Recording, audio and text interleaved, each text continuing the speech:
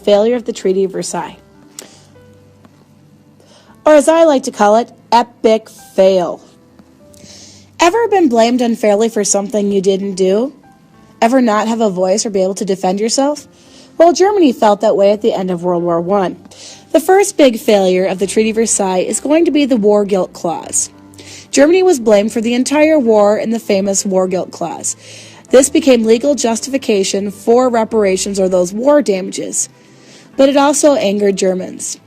Hadn't all the Allies been part of alliances? Hadn't most European nations competed for colonies in imperialism? And hadn't most nations built up their militaries, and weren't they all competing? Wasn't the event that sparked the whole war between Serbia and Austria-Hungary? How then was Germany alone guilty of all these deep causes? Hitler's going to blame the Weimar Republic or current German government for accepting the Treaty of Versailles and promised to ignore the treaty and restore Germany to greatness, helping to gain support.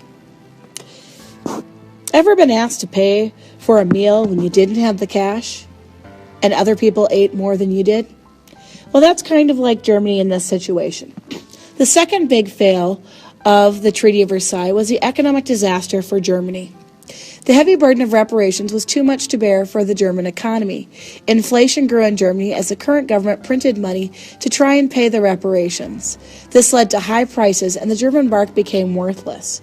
It actually cost a whole wheelbarrow of German marks to buy a single loaf of bread. Entire savings were wiped out in a short time.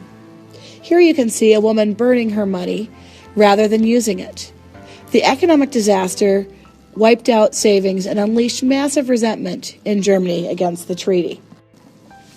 Losing access to the Saar coal reserves and other lands made paying the reparations harder for Germany, and Germany was also stripped of her colonies. This added to the economic strain and anger of Germans.